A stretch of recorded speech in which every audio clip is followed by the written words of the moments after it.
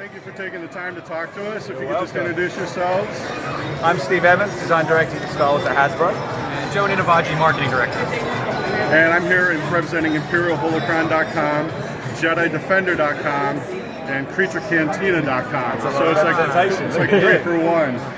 So I wanted to start out real quick with the vintage collection. You're bringing it back, looking really good. I know that you asked for some suggestions in San Diego for things in the future. Please. I'm just going to put this out there: Scarif Trooper Commander, Officer, all the repaints from the Black Series. Just throw that out there. Yeah. The other question I had is sort of both Force Link and vintage collection. The Force Link, I think, is really kind of a neat feature.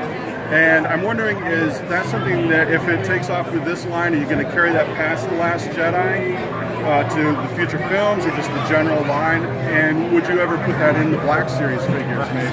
Yeah, so definitely the intention is to continue it past The Last Jedi. And you're actually the second person to ask about Black Series. Yeah, I mean, I think we're waiting to see what the fan response is.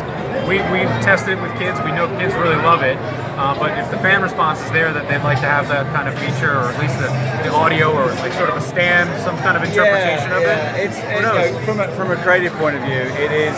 We didn't want to rush ahead and make assumptions, because the collectors and the displayers, I call them the displayers, a very particular breed of fan. And I didn't want to assume. I mean, I'm one. I like the idea of Force Link, but I'm biased, so I'd rather them kind of.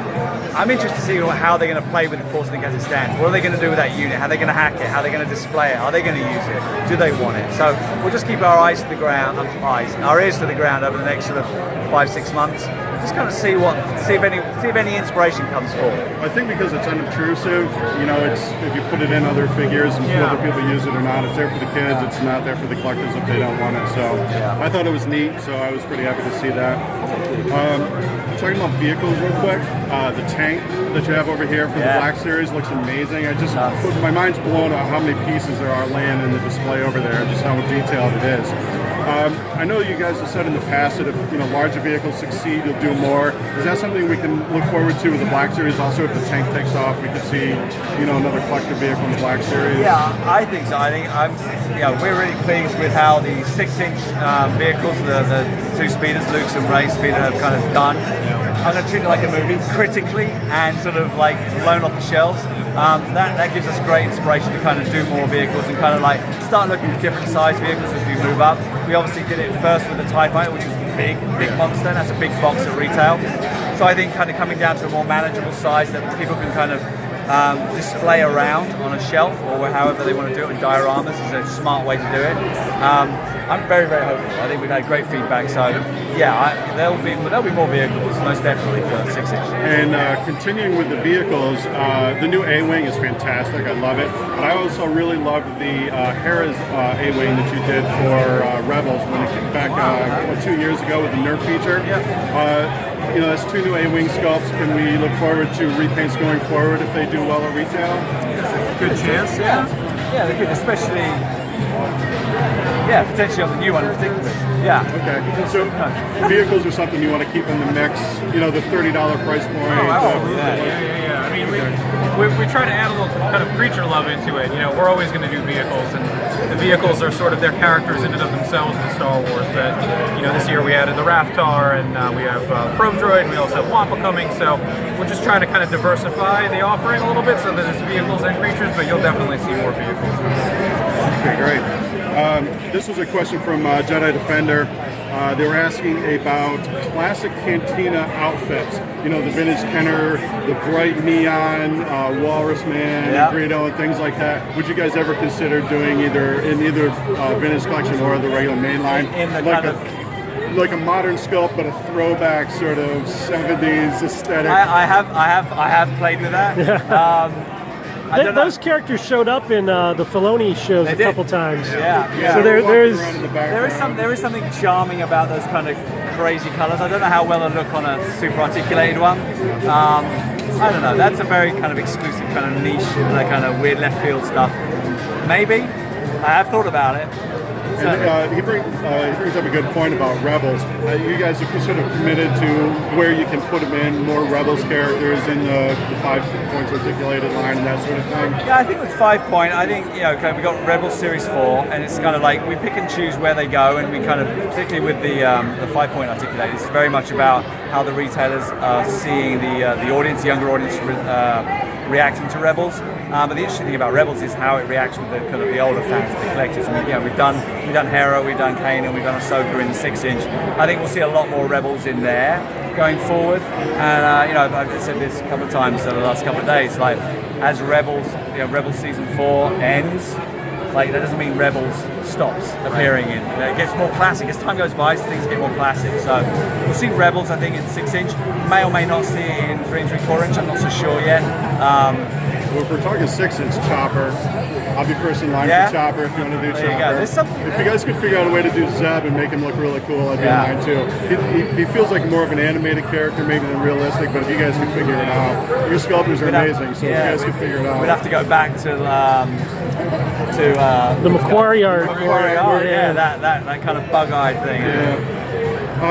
A little bit more into that Legends characters, a lot of characters from the Legends novels and comic books and that sort of thing. Are they still something that you have in mind when you're coming up with a line to pull from some of that older material for characters? Everything that's canon, and I know Legends isn't canon, right. Is up for grabs. Legends is much more about when we do fan votes, and it shows when my memory, so when Revan and Jaina Solo kind of win out. So I think they'll kind of live in that sort of area where kind of those kind of very niche fans kind of come out for that. But it's not the first thing we go to. Gotcha. To be honest. I won't make you get into a whole canon discussion. We won't have that here. Although I will throw Rook, who was Thrawn's bodyguard in the novels, is coming into Rebels. Dave Filoni brought him in, so I'll put my thumb out there, and if you're going that direction. Dave is our a keymaster. Brings stuff in and goes, "Hey, it's canon." Thrawn was a great one. That's a good case in point. When it wasn't Dave. It was when someone else said, "Oh, there's a new bad guy in Rebels, and he's kind of bluish," and I was like, "You are joking? You're kidding me, really?" And that was like, we were so excited about doing that. I love that kind of just craziness. It's brilliant. The centerpiece, the new Black Series centerpiece, looked really nice, really well done. Is that something that you would ever consider scaling down for 3 3/4 inch? Jedi Defender asked that they've seen some feedback on their forums for people asking for that. Yeah, excuse me? They like that? Yeah, they did like that. Oh, that's a good idea. So I like vignettes. I kind of call those vignettes. And again, I love play sets. I think the world is important with the characters and their ships. So that'll be interesting. Well, we'll put that out there as a suggestion if you haven't been thinking about it. Pull the website so you might see some interest out there. Thank you. When it comes to planning the lines for the movie, I don't want to ask about specific movie characters, but just in general, we have a Han Solo film coming up May next year. Is there a difference in the way you approach one of the trilogy movies versus the standalone anthology movies when it comes to figures? Do you try to I don't know if there's really going to be a dedicated line for Han Solo, but is that something that when you're planning the next movie, would you? So we most definitely treat every movie as its own movie. Okay. So we give it the same amount of attention to detail. It's more about when they're released. So for example, all the saga movies and Rogue One with a end of the year release, which makes us kind of treat this not differently, but it's a different buying pattern. You kind of get into the holiday season, and there's a lot of purchasing. Then you move into spring, whereas obviously Han Solo is going to be spring, so there'll be a sort of a bump there, and then as you move through the year, there's going to be another bump in the holiday. So the timing change allows us to be a little bit more flexible with our character selects and timing waves. But in terms of treating each one as an individual film, it's the same. Okay. This is a little more of a real collector type question. We noticed that some of the new 2-packs, like the Random Praetorian Guard, were manufactured in Vietnam versus some of the single carded figures. The paint applications and stuff on those look very clean and well done compared to some of the other one. Is that something that I think you guys have been doing Transformers toys in Vietnam for a little while now? Yep. Is that something you're kind of moving towards? Do you think there's a better quality, attention to detail coming out of one side or the other? Or I think we always work with our vendors to try to get that same level of quality. So with Vietnam, we're really just looking to diversify. Where we're working, it's not a kind of moving from China to Vietnam.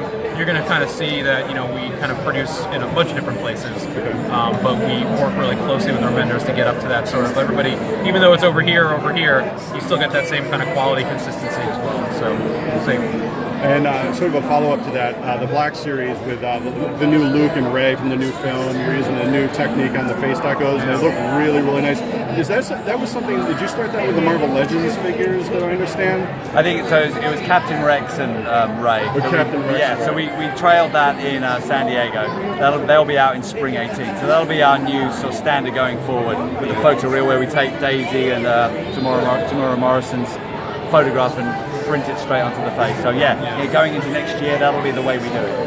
Yeah, you're right though that Marvel Legends did do it this fall with like Tom Holland and like Gamora, so they're out ahead of us a little bit, but we're same process. Not to give away trade secrets, but is it more of a printing technique than the old spray mask and tampo type thing, or? The main reason we're doing it is twofold. One is authenticity, so it looks much more realistic and authentic. The other one is to get consistency in terms of registration. Because what we don't want is when people go to the stores and find the figure and there's a misregistration, or they don't know what their figure's going to look like when they order it online.